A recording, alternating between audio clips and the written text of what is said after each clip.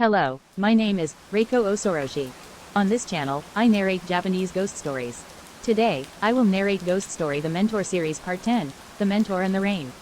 The previous story and Part 1's URL are provided in the description box, so please take a look.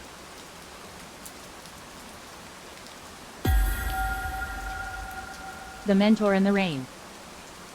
I live in a prefecture where it hardly ever rains. While it may not be the rainiest place in Japan, I often notice that even when the weather in neighboring regions is rainy, my area remains dry. I'm not sure if this is because the neighboring prefecture's land of sunshine power influences us, if the mountains block the clouds, or if some other specialized factors are at play. The rainfall, when it does occur, is usually minimal, which is why we face water shortages almost every year. On one of those rare rainy days, I witnessed something for the first time. It was in the autumn of the year I met my senior, as the weather was turning chilly. It was an unusually heavy downpour, and I was riding my bicycle wearing a raincoat. Rain or shine, school was always in session. I couldn't help but wonder if it wouldn't be nice to have a day off when it rained, much like some fictional king's decree. While pondering such foolish thoughts half seriously, I spotted a figure up ahead through the rain-obscured road. The visibility was poor, and the figure literally appeared as a silhouette. Considering that I was running slightly late at the moment, I thought they might be someone I knew, so I pedaled faster. I intended to take a closer look to see if it was someone I recognized, but the rain was so heavy that the figure remained a shadow. As I got closer, I finally noticed something peculiar. This figure was indeed just a silhouette, remaining vaguely black without any distinct features. While I stood there in astonishment, my bicycle continued to move forward, passing by the shadow. The term, thick shadow, fits it best. It had a definite thickness and presence, but it was undeniably a shadow. As we passed each other, the shadow burst open, making a splashing sound, and melted away into the pouring rain. Did it actually have a human form? My senior asked, taking a bite of a convenience store rice ball. Yes, there's no mistake about that, I replied. During lunch break, I visited my senior's classroom because I couldn't stop thinking about what I had seen on my way to school. That black figure on a rainy day, right? My senior said while munching on a seaweed-wrapped rice ball, gazing out the window. It was evident that the rain was still pouring outside. It's not limited to rainy days, my senior began to explain.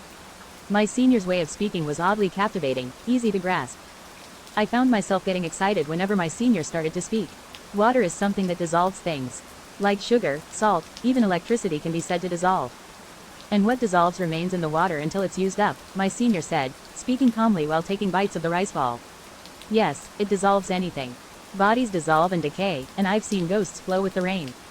The pinnacle is the power of intent. Water dissolves people's thoughts too, my senior continued. Imagine this, my senior pointed outside the window. Each raindrop out there contains your intentions. What you want to eat, what you desire, who you like, who you dislike. Thoughts seemed to leak out of my brain like a liquid, blending with the rain in my mind. However, the amount of water in the world remains constant. Moisture evaporates into clouds, clouds condense into rain, rain evaporates back into clouds. In other words, it's finite. Water is finite. I understood that, but what was the point?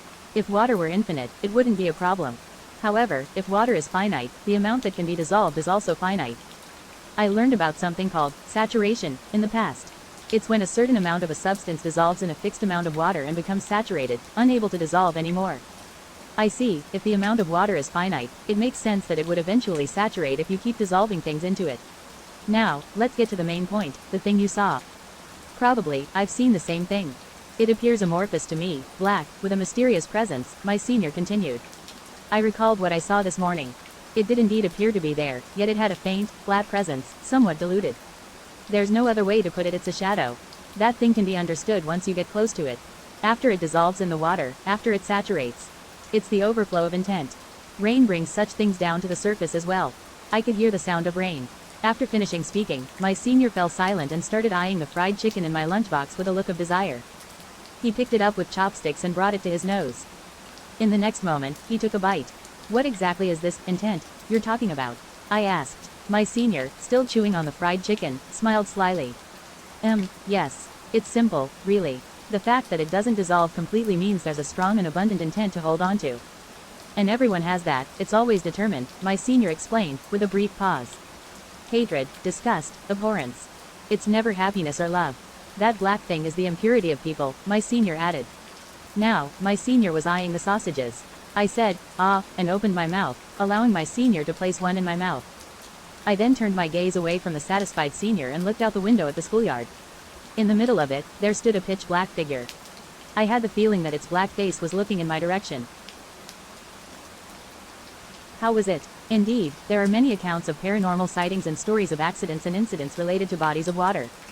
Water seems to have a way of drawing out both the positive and negative aspects of human experiences. If you have any scary stories or anecdotes related to water, please feel free to share them in the comments. Additionally, if you have provided a URL in the description for scary water-related stories, I encourage readers to check it out for more spooky tales. If you have any other stories you would like me to introduce or any questions about the stories, please leave a comment. And if you enjoyed this video, please give it a thumbs up and subscribe to the channel. Thank you, and stay tuned for the next episode.